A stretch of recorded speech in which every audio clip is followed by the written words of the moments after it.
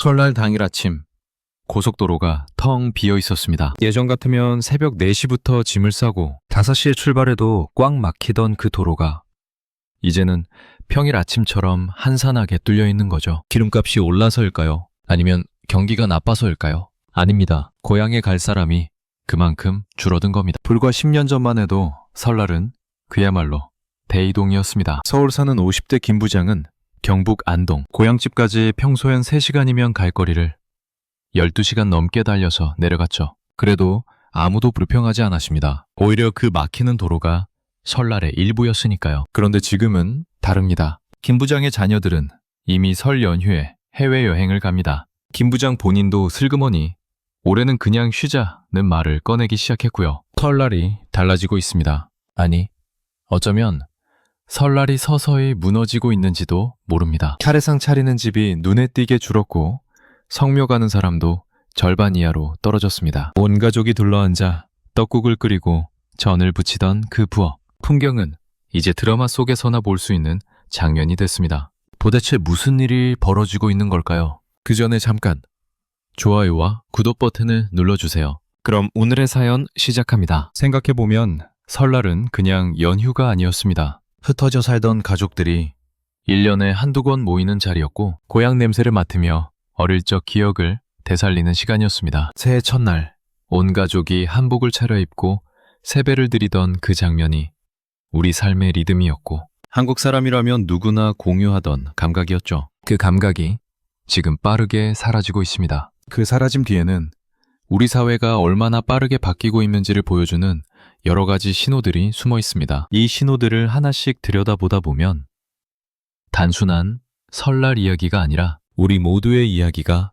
보이기 시작할 거예요. 설 연휴 고속버스 터미널 풍경이 달라졌습니다. 예전엔 표를 구하지 못해 발을 동동 구르는 사람들로 넘쳐나던 그곳이 이제는 빈 좌석이 심심찮게 보이는 곳이 됐습니다. 기성전쟁이라는 말이 있었죠. 설 연휴 고향 가는 표를 구하기 위해 밤새 줄을 서고 그래도 못 구하면 통로에 무릎을 꿇고 앉아서 가는 게 당연하던 시절이 있었습니다. 그 시절이 불과 20년도 안 된 이야기입니다. 그런데 지금은 왜 이렇게 됐을까요? 가장 먼저 떠오르는 건 인구 감소입니다. 아이가 줄어드니 사람도 줄어드는 거 아니냐고 생각하실 수 있습니다. 맞는 말이기는 합니다. 하지만 그게 전부가 아닙니다. 더 정확히 말하면 고향 자체가 사라지고 있는 겁니다. 집이 있어야 돌아가죠. 돌아갈 집이 없으면 고향이 아닌 거니까요. 쉽게 생각해보죠. 고향에 가려면 고향에 누군가가 있어야 합니다. 부모님이 계시거나 형제 자매가 살고 있거나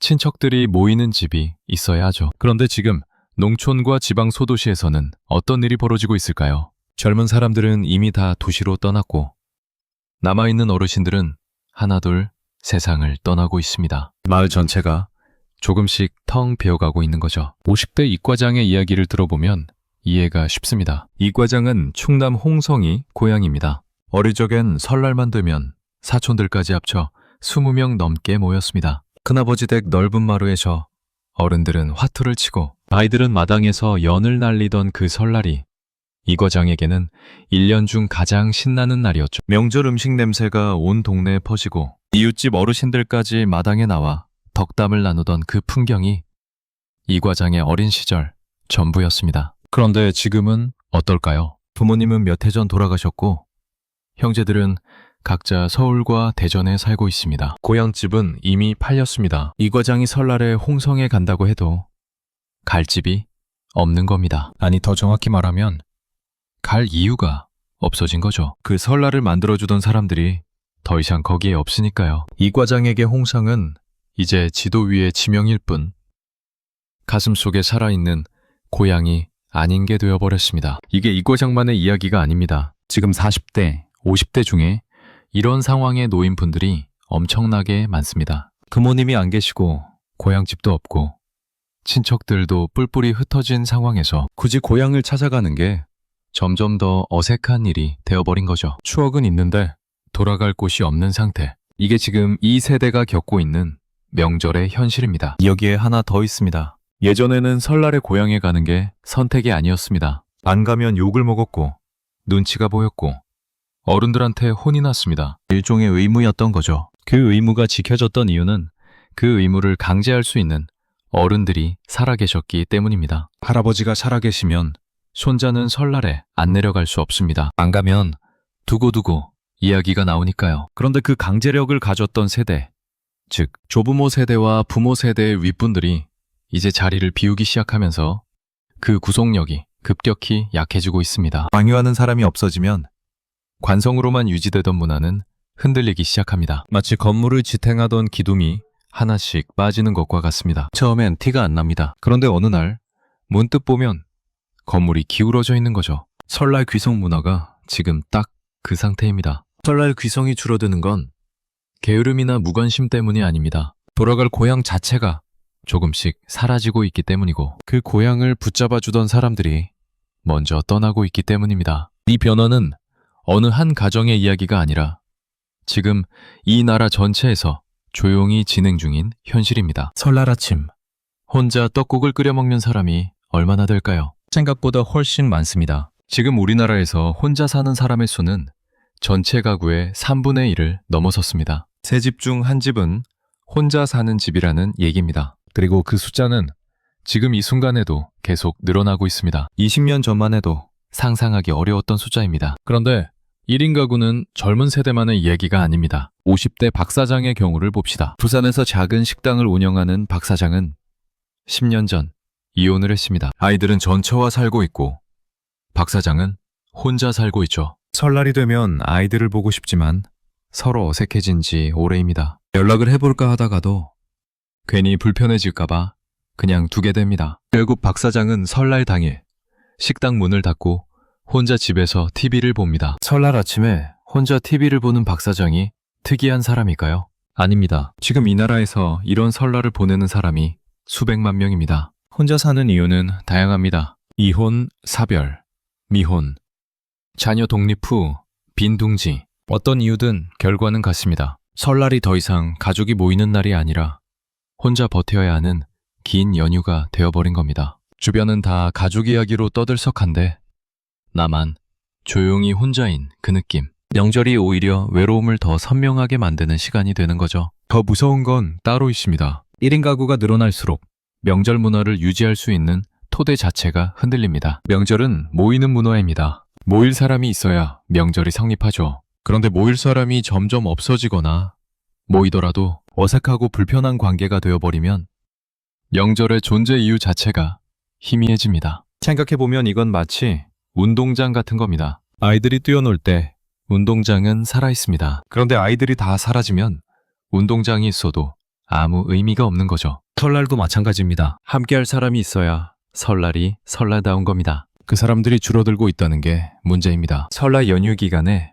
편의점 매출이 급격히 오른다는 사실을 아시나요? 혼자 끼미를 해결하는 사람들이 그만큼 많다는 뜻입니다. 온 가족이 둘러앉아 떡국을 나눠 먹어야 할 그날에 편의점, 삼각김밥 하나로 한 끼를 때우는 사람들이 이 나라 곳곳에 있습니다. 이 장면이 지금 우리 사회의 현실을 가장 솔직하게 보여주는 거죠. 이게 단순한 생활 방식의 변화일까요? 아닙니다. 이건 우리 사회의 연결망이 얼마나 빠르게 느슨해지고 있는지를 보여주는 신호입니다. 혼자인 사람이 많아질수록 함께하는 문화는 자연스럽게 약해집니다. 설날이 그 가장 선명한 거울이 되고 있는 거죠. 40대 초반 직장인 김대리도 비슷한 경우입니다. 미혼인 김대리는 부모님과 함께 살지 않습니다. 형제도 다 타지에서 살고 있죠. 설날에 부모님 집에 가면 될 것 같지만 그 자리가 점점 불편해지고 있습니다. 어릴 적엔 그냥 신나서 갔는데 이제는 여러 가지 눈치와 피로감이 따라옵니다.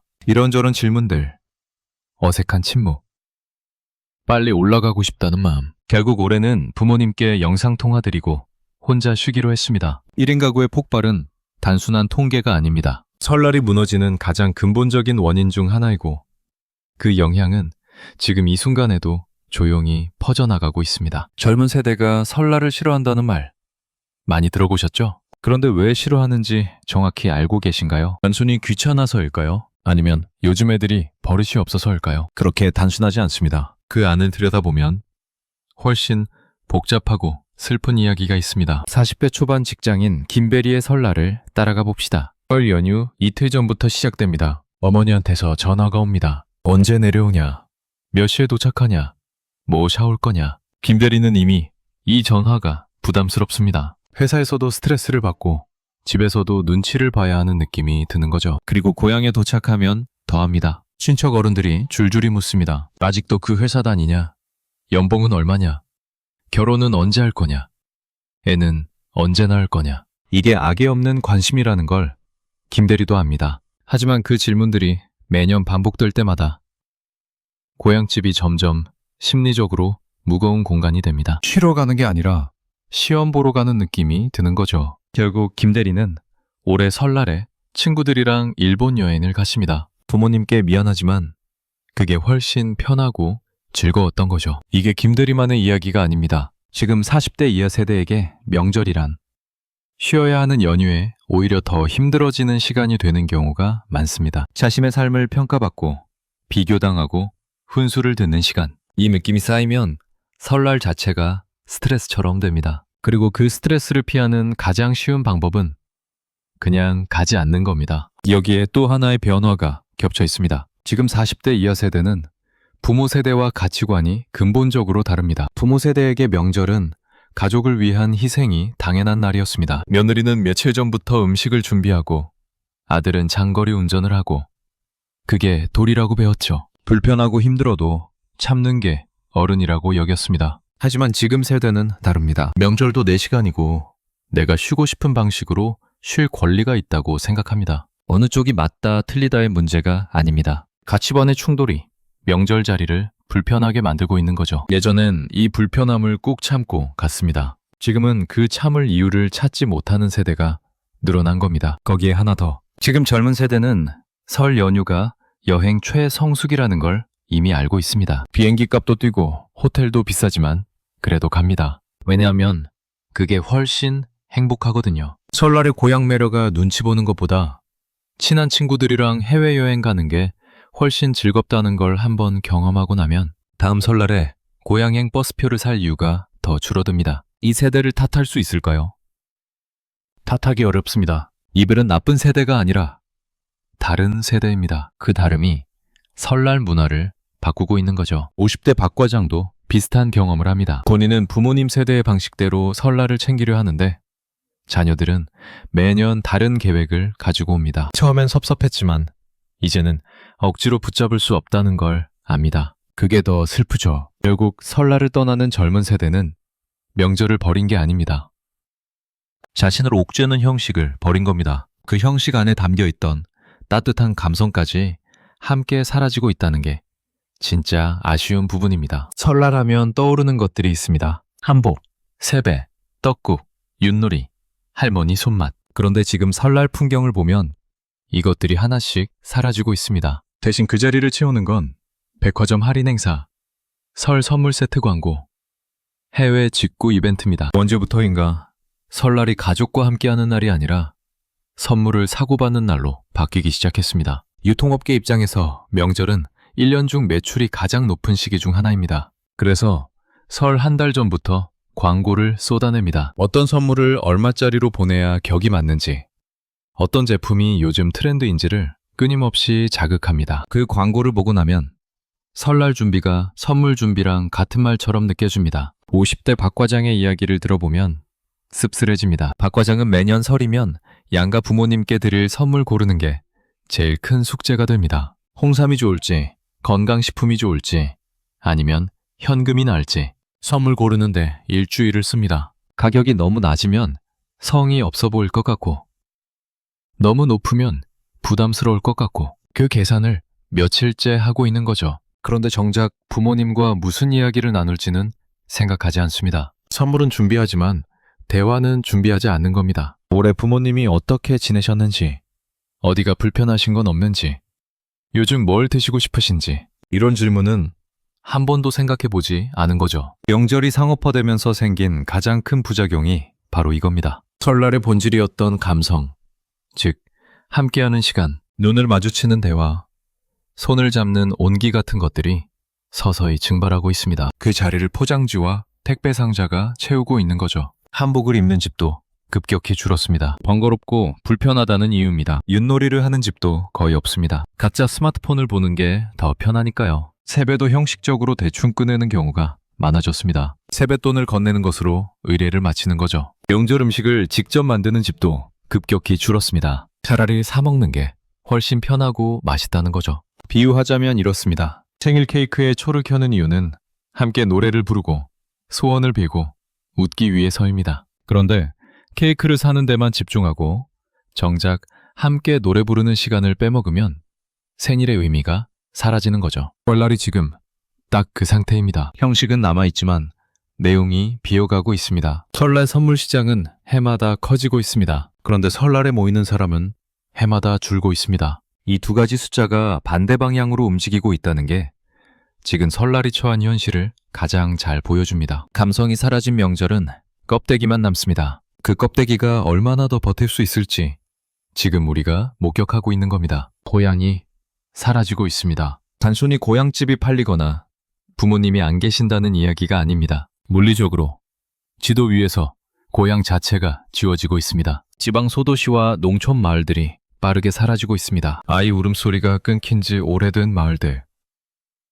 학교가 폐교되고 버스 노선이 사라진 지역들, 슈퍼마켓 하나 없어서 20km를 나가야 장을 볼 수 있는 동네들, 이런 곳이 전국에 수백 곳이 넘습니다. 그리고 그 숫자는 매년 늘어나고 있습니다. 40대 중반, 이 사장의 고향은 경남 함양의 작은 마을입니다. 어릴 적엔 마을에 40가구가 살았습니다. 애들이 뛰어놀고 어른들은 마을 어귀에서 이야기를 나누던 활기찬 동네였죠. 설날이면 온 마을이 떠들썩했습니다. 마을 어른이 앞마당에 멍석을 깔고 유판을 벌이면 이웃집 아이들까지 몰려와 함께 놀았습니다. 그 장면이 이 사장의 기억 속에서 가장 따뜻한 설날 풍경입니다. 이 사장이 오랜만에 그 마을에 가봤더니 이제 남아있는 가구가 5집이었습니다. 그것도 모두 70대 이상 어르신들만 계십니다. 마을 어귀에 있던 느티나무는 여전히 거기 있었지만 그 나무 아래 앉아 이야기하던 사람들은 다 사라지고 없었습니다. 이 사장은 그 마을 어귀에 서서 한참 동안 움직이지 못했다고 합니다. 내가 뛰어놀던 그 공간이 내 기억 속에만 살아있고 현실에서는 이미 사라져가고 있다는 걸 실감하는 순간이었던 거죠. 고향이 사라지면 어떤 일이 생길까요? 단순히 돌아갈 곳이 없어지는 게 아닙니다. 심리학적으로 고향은 사람에게 뿌리 감각을 줍니다. 내가 어디서 왔는지, 나를 이루고 있는 것들이 어디서 시작됐는지를 느끼게 해주는 곳이죠. 그 감각이 없어지면 사람들은 뿌리 없이 떠도는 느낌을 받게 됩니다. 어딘가 허전하고 외롭고 내가 속한 곳이 없다는 감각. 이게 현대인들이 겪는 많은 심리적 어려움의 밑바닥에 있는 감정과 연결됩니다. 나무가 자라려면 뿌리가 있어야 합니다. 뿌리가 없으면 조금만 바람이 불어도 흔들립니다. 사람도 마찬가지입니다. 내가 어디서 왔는지, 내 이야기가 어디서 시작되는지를 아는 것. 그게 삶에 흔들리지 않는 토대가 됩니다. 고향이 그 역할을 해줬던 겁니다. 설날에 고향을 찾는 행위는 단순히 가족을 만나는 게 아니었습니다. 내 뿌리를 확인하는 의식이었습니다. 1년 동안 도시에서 치이고 지치다가 설날에 고향에 내려가 부모님 얼굴을 보고 어릴 적 골목을 걷고 오래된 냄새를 맡는 것. 그게 다시 일어설 수 있는 힘을 주는 시간이었던 겁니다. 그 의식을 치를 장소 자체가 지도에서 지워지고 있는 겁니다. 이 변화는 되돌리기 어렵습니다. 한번 사라진 마을은 다시 살아나기 힘듭니다. 젊은 사람들이 돌아오지 않고 어르신들이 한 분씩 세상을 떠나시면 그 마을은 조용히 역사 속으로 사라집니다. 그리고 그 마을과 함께 그 마을을 고향으로 둔 사람들의 설날도 함께 사라지는 거죠. 이 사실이 설날 문화의 미래를 더 어둡게 만드는 가장 근본적인 이유 중 하나입니다. 무너지는 게 있으면 새로 생겨나는 것도 있습니다. 설날이 해체되는 동시에 새로운 형태의 설날 문화가 조용히 자리를 잡아가고 있습니다. 그리고 그 방향이 예상보다 훨씬 흥미롭습니다. 오히려 이 새로운 문화들이 설날의 진짜 본질을 더 잘 담아내고 있다는 생각도 들거든요. 첫 번째 변화는 가족의 재정의입니다. 피를 나눈 가족 대신 스스로 선택한 사람들이 모이는 설날이 늘어나고 있습니다. 친한 친구들끼리 모여 떡국을 끓이고 혼자 사는 이웃끼리 모여 명절 음식을 나눠 먹는 풍경. 혈연은 아니지만 진짜 가족 같은 느낌을 주는 관계들이 명절의 빈자리를 채우기 시작했습니다. 50대 초반 자영업자 최 사장은 몇 해 전부터 설날을 혼자 사는 동네 이웃 4명을 집으로 초대합니다. 다들 고향에 갈 형편이 안 되거나 갈 고향이 없는 사람들입니다. 처음엔 어색했지만 이제는 이게 최 사장의 가장 따뜻한 설날이 됐습니다. 서로의 이름도 몰랐던 이웃이 이제 설날마다 만나는 사이가 된 거죠. 음식도 각자 하나씩 해오고 윷놀이도 하고 늦은 저녁까지 이야기를 나눕니다. 피 한 방울 안 섞인 사람들이지만 그 자리가 진짜 가족 모임처럼 느껴지는 겁니다. 두 번째 변화는 명절의 소형화입니다. 온 가족이 모이는 대규모 명절 대신 가까운 두세 명이 편하게 모이는 소박한 설날이 늘어나고 있습니다. 강제성 없이 서로 보고 싶어서 모이는 설날. 차례상 대신 각자 좋아하는 음식을 하나씩 들고 오는 방식. 형식은 줄었지만 오히려 더 진심이 담기는 경우가 많습니다. 가족이 많아야 명절이 풍성한 게 아닙니다. 서로 진심인 사람 두세 명이 모이는 게 어색하게 20명이 모이는 것보다 훨씬 따뜻할 수 있습니다. 작지만 진짜인 설날.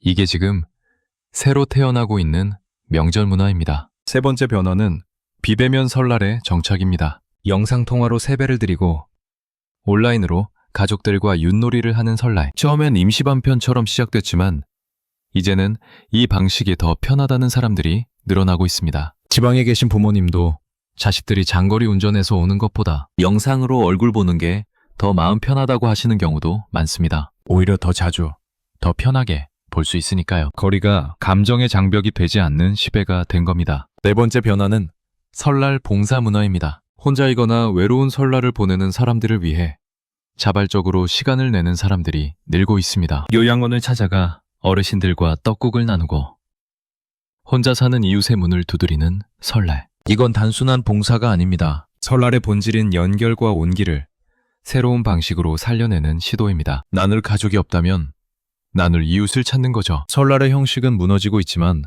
설날이 담고 있던 감성은 다른 형태로 살아남으려 하고 있습니다. 차례상이 없어도 따뜻할 수 있고 고향집이 없어도 연결될 수 있다는 걸 이 새로운 문화들이 증명하고 있습니다. 어쩌면 이게 더 진짜 설날일 수도 있습니다. 의무가 아니라 마음으로 모이는 날, 태련이 아니라 온기로 연결되는 날. 자, 이제 정리해봅시다. 우리는 지금까지 설날이 무너지는 이유를 하나씩 들여다봤습니다. 첫째, 귀성객이 줄어드는 건 게으름 때문이 아닙니다. 보러 갈 고향 자체가 사라지고 있기 때문입니다. 부모님이 안 계시고 고향집도 없고 친척들도 흩어진 현실이 만들어낸 결과입니다. 둘째, 1인 가구의 폭발이 설날의 토대를 흔들고 있습니다. 세 집 중 한 집이 혼자 사는 집인 나라에서 모이는 명절 문화는 자연스럽게 약해질 수밖에 없습니다. 셋째, 젊은 세대가 설날을 외면하는 건 단순한 반항이 아닙니다. 취미적 압박과 가치관의 충돌, 그리고 자기 시간에 대한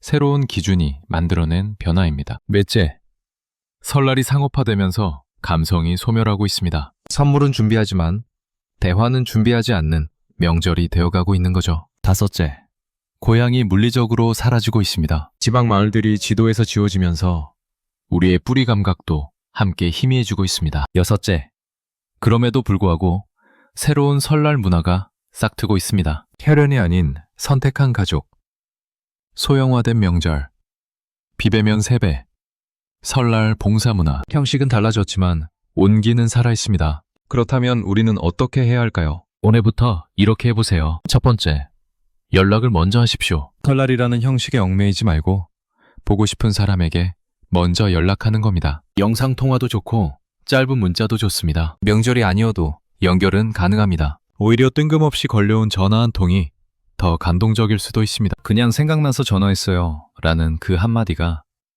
누군가의 하루를 완전히 바꿀 수 있습니다. 두 번째, 주변에 혼자인 사람을 한번 돌아보십시오. 이번 설날에 혼자 보낼 것 같은 이웃이나 지인이 있다면 작게라도 함께할 방법을 찾아보십시오. 떡국 한 그릇 함께 먹는 것만으로도 누군가에게는 그 설날이 완전히 달라질 수 있습니다. 그 작은 행동이 설날의 본질을 지키는 일입니다. 대단한 게 아닙니다. 문을 두드리는 것만으로도 충분합니다. 세 번째, 기억을 기록해 두십시오. 고향 마을 풍경, 부모님과의 명절 기억, 어릴 적 세배하던 장면들, 이것들이 언젠가 사라질 수 있다는 걸 알고 있다면 지금이라도 사진을 찍고 이야기를 기록해 두십시오. 그 기억이 다음 세대에게 전해질 수 있도록요. 설날의 감성을 기록으로 남기는 것도 문화를 지키는 방법입니다. 여러분도 느끼고 계실 겁니다. 설날이 예전 같지 않다는 걸, 명절이 주던 그 특별한 온기가